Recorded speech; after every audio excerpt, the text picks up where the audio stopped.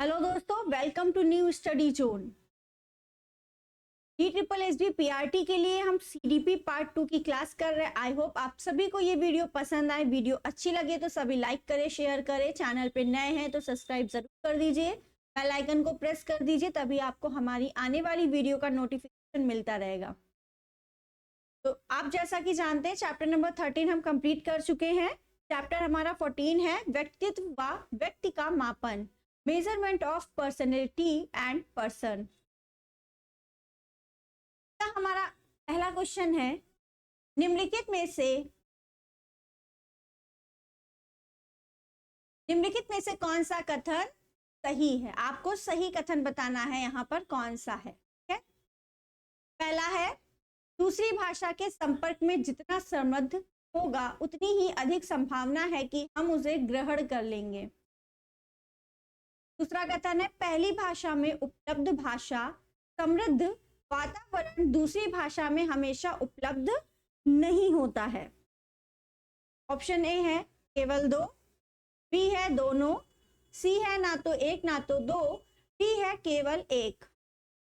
तो यहाँ पर व्यक्तित्व के संदर्भ में आपके ये दोनों कथन सही हैं। ऑप्शन आपका फर्स्ट एंड सेकेंड यहाँ पर दोनों सही हैं। नेक्स्ट सेकेंड क्वेश्चन, निम्नलिखित में से कौन सा मैस्लो के पदानुक्रमित आवश्यकता सिद्धांत का तत्व नहीं है। मैस्लो ने जो है आवश्यकताओं के पदानुक्रम का सिद्धांत दिया है। ठीक है, इसमें 5 है। कितने हैं सिद्धांत? इसमें 5 हैं आपके। आत्मसम्मान है, मनोदैहिक शारीरिक आवश्यकता है, सुरक्षा है, शिक्षा। ये आपका मैस्लो के आवश्यकता के सिद्धांत का तत्व नहीं है। ठीक है, शक्ति, प्रतिष्ठा, पद स्थिति, आत्मविश्वास और मनोदैहिक शारीरिक आवश्यकता।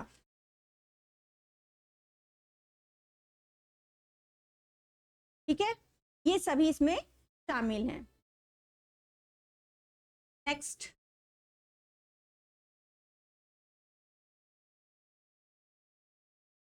किसने गुडनेस ऑफ किट मॉडल का प्रस्ताव दिया है। गुडनेस ऑफ किट मॉडल का प्रस्ताव किसने दिया है? तो थॉमस और चेस ने दिया है।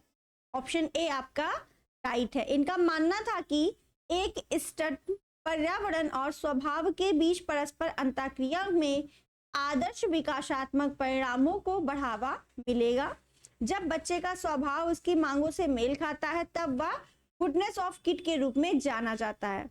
यानी जब बच्चा जो है उसके स्वभाव से की मांगों का मेल होता है तब कहा जाता है गुडनेस ऑफ किट का ये जो मॉडल है ये है। ठीक है, next question number 4, Carl Rogers का मानना था कि स्व अवधारणा 3 अलग अलग हिस्सों से बनी है। गलत प्रकार के भाग की पहचान करें। आदर्श स्वयं, स्वयं छवि, आत्म अन्वेषण, आत्म सम्मान। तो यहाँ पर जो राइट आंसर है वो है आत्म अन्वेषण। सॉरी, ये आपका कार्ल रोजर्स की अवधारणा के अलग अलग हिस्से। तो आपको बताना कौन सा गलत प्रकार है। यहाँ पर ऑप्शन आपका सी राइट है। कार्ल रोजर्स का मानना था कि हमारा व्यक्तित्व आत्म साक्षात्कार की हमारी इच्छा से प्रेरित है या वह स्थिति है जो तब उभरती है जब हम अपनी आत्म अवधारणा, आत्म मूल और आत्म आदर्श सभी ओवरलैप तक पहुंच जाते हैं। ठीक है, तो यहाँ पर आत्म अन्वेषण की बात नहीं की।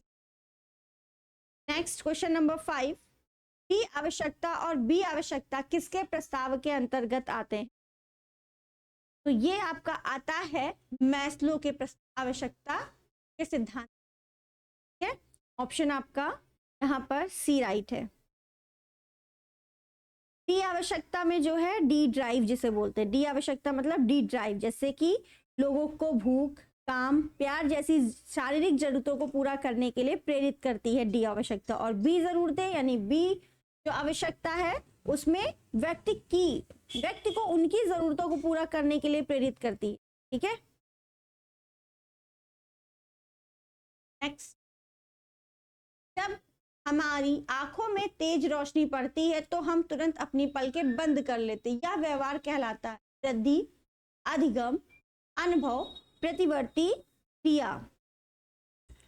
आप सभी को पता है ये क्या है, प्रतिवर्ती क्रिया है कि रोशनी जब तेज पड़ेगी तो आंखें अपने आप बंद हो जाएंगी, ठीक है। ना ही उसको हमने सीखा है, ना ही अनुभव किया, ना ही इसमें। ऑप्शन यहाँ पर आपका डी राइट है। प्रतिवर्ती क्रियाएं क्या होती, अनैच्छिक क्रिया जिन पे हमारी इच्छा ना हो, कि किसी ने हाथ आंखों के सामने से हाथ उड़ाया, ठीक है, तो हमारी पलकें अपने आप बंद हो जाएंगी, ठीक है। मच्छर ने काटा और हमारा हाथ वहीं पर गया जहां पे मच्छर ने काटा, तो ये क्या है, प्रतिवर्ती क्रिया है। नेक्स्ट क्वेश्चन नंबर 7, कक्षा में जो पढ़ाया जाता है उसकी व्याख्या ब्लूम की वर्गीकरण की किस श्रेणी में आती,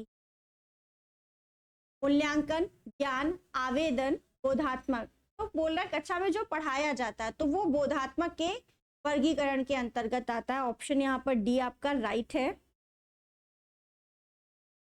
ब्लूम के जो वर्गीकरण है उनके 3 पक्ष हैं, संज्ञानात्मक, भावनात्मक और मनुष्य शारीरिक। संज्ञानात्मक पक्ष में ज्ञान, बोध, अनुप्रयोग, विश्लेषण और मूल्यांकन ये सभी शामिल है। तो कक्षा में जो पढ़ाया जाता है वो बोध के अंतर्गत आता है, ठीक है, बोधात्मक। ऑप्शन आपका डी राइट है। क्वेश्चन नंबर 8, ब्लूम वर्गीकी के संज्ञानात्मक क्षेत्र में निम्नलिखित में से कौन संचार को उसके घटक भागों में विभाजित करके उनके बीच संबंधों को प्रकट कर सकता है, संश्लेषण, विश्लेषण, आवेदक, मूल्यांकन। कह रहा है कौन संचार के भागों को विभाजित करके उनके बीच संबंधों को प्रकट कर, तो विभाजित करके हम बात कर रहे हैं तो वो होता है विश्लेषण। ऑप्शन आपका बी राइट है। विश्लेषण से ब्लू का तात्पर्य जो है तोड़ना, ठीक है। तो जब तोड़ने की बात होती है, छोटे छोटे भागों में विभक्त करना और नवीन ज्ञान का निर्माण करना और नवीन विचारों की खोज करना, यही क्या होता है, विश्लेषण कहलाता है, ठीक है। नेक्स्ट 9 नंबर क्वेश्चन, लीना एक लड़की है, पहचानती है कि वह प्रकृति से प्यार करती है और अशिष्टता से नफरत करती है। यह उसके डैश का हिस्सा है, वह किसका हिस्सा है, स्वाभिमान का, आत्मयोग्यता, आत्म अवधारणा, आत्म सम्मान। तो ये जो है उसकी आत्म अवधारणा है, ठीक है। वो अपने आप को पहचान रही, तो अपने बारे में उसने देखा है ये चीज की वो जो है प्रकृति से प्यार करती है और अशिष्टता कहीं होती है तो उसे वो नफरत करती है। तो ऑप्शन आपका सी राइट है। क्वेश्चन नंबर 10, निम्नलिखित में से कौन सा प्रश्न छात्रों को उपलब्ध डेटा से परे जाने और उन्हें उनके व्यक्तित्व की विशेषताओं के साथ संश्लेषित करने की अनुमति देता है, सम्मिलित प्रश्न, उत्तेजक प्रश्न, परिणाम प्रश्न, काल्पनिक प्रश्न। डेटा, उपलब्ध डेटा से परे जाने तब और उनके व्यक्तित्व विशेषताओं के साथ संश्लेषित करने की अनुमति दे। परे जाने यानी कि काल्पनिक प्रश्न है, वो से ऊपर जो डाटा हमारे पास है उससे ऊपर की, वो आपका कैसा प्रश्न हो, काल्पनिक प्रश्न हो, ठीक है। तो आपका ऑप्शन यहाँ पर डी राइट होगा। काल्पनिक प्रश्न जो होते हैं वो तथ्यों के बजाय कल्पना पर जो है आधारित होते हैं। 11 नंबर क्वेश्चन, निम्नलिखित में से किसे व्यक्तित्व की अवधारणा के तहत शामिल नहीं किया जा सकता, एक व्यक्ति जिस तरह से बात करता है, एक व्यक्ति जिस तरह से कार्य करता है, एक व्यक्ति जिस तरह से निर्णय लेता है, एक व्यक्ति जिस तरह से चलता है। तो कह रहा व्यक्तित्व की अवधारणा के तहत कौन शामिल इसमें से नहीं किया जा सकता, तो वो बात करता है, कार्य करता है, निर्णय कैसे लेता है, ये सब हमें बताता है एक व्यक्तित्व, लेकिन वो चल कैसे रहा है ये हमें व्यक्तित्व इसका नहीं बता सकता। ऑप्शन यहाँ पर डी राइट हो, राइट ऑप्शन। 12 नंबर क्वेश्चन, निम्नलिखित में से कौन सा व्यक्तित्व के विशेषताएं हैं, पहला कथन है प्रत्येक व्यक्ति का व्यक्तित्व अद्वितीय है, बिल्कुल सही है। दूसरा है व्यक्तित्व एक संयुक्त पूर्ण के रूप में कार्य करता है, व्यक्तित्व स्थिर है, गतिशील नहीं। तो यहाँ पर पहला और दूसरा जो कथन है वो सही है, ठीक है। तीसरा कथन आपका गलत है, क्योंकि व्यक्तित्व आपका स्थिर नहीं है, गतिशील है। ठीक है, तो यहाँ पर जो राइट आंसर है वो आपका है ऑप्शन फर्स्ट एंड सेकेंड दो। ये व्यक्तित्व की आ रहा है, और पर्सनैलिटी जो है वो आपकी स्थिर नहीं होती, स्टैटिक नहीं होती, डायनेमिक होती है। नेक्स्ट 13 नंबर क्वेश्चन, व्यक्तित्व का आकलन करने के तरीकों में निम्नलिखित में से कौन सा प्रक्षेप तकनीकी? सामाजिक नाटक, माता पिता के विचार, Clyde picture test, Blacky picture test. तो यहाँ पर सामाजिक नाटक, क्लाइड पिक्चर टेस्ट और ब्लैकी पिक्चर टेस्ट, ये दोनों ही हमारे प्रक्षेप तकनीकी के अंतर्गत आते हैं। ठीक है, तीनों, sorry, first, third and fourth. Second जो है माता पिता का विचार, ये आपका प्रक्षेप तकनीक के अंतर्गत नहीं आता है। ठीक है, प्रक्षेपी तकनीक में व्यक्ति के अचेतन मन में छिपे संवेगों, भावनाओं और व्यवहारों का अध्ययन किया जाता है। ठीक है, next question number 14, second last question आज का। निम्नलिखित में से कौन व्यक्तित्व की विशेषता नहीं है? व्यक्तित्व अचेतना है, व्यक्तित्व केवल आनुवांशिकता का गुण है, बिल्कुल गलत। केवल शब्द तो निगेटिव है ही है ना, देख के ही हमें उसको काट देना चाहिए ऑप्शन। व्यक्तित्व केवल आनुवांशिकता का नहीं, वातावरण से भी बहुत चीजें हैं हमें जो ग्रहण होती हैं। व्यक्तित्व हमेशा कुछ निश्चित लक्ष्यों के लिए प्रयत्नशील होता है। व्यक्तित्व लगातार पर्यावरण में खुद को समायोजित कर रहा है, बिल्कुल सही है। तभी तो कहा गया व्यक्तित्व आपका गतिशील है, बदलता रहता है। ठीक है, यहाँ पर आपका जो राइट आंसर है कौन सा नहीं है। ठीक है, तो आपका हो जाएगा आपका। एंड लास्ट क्वेश्चन आज का, कार्ल जुंग के अनुसार निम्नलिखित में से कौन सी अंतर्मुखी की एक सामान्य विशेषता नहीं है? आसानी से शर्मिंदा हो जाना, नम्रता में कमी, बीमारियों और व्यक्तिगत सामान की उपेक्षा, रिजिड रहना। अंतर्मुखी का एक सामान्य विशेषता नम्रता में कमी। यहाँ पर आपका राइट आंसर जो है ऑप्शन ई है। एक मिनट, सॉरी राइट आंसर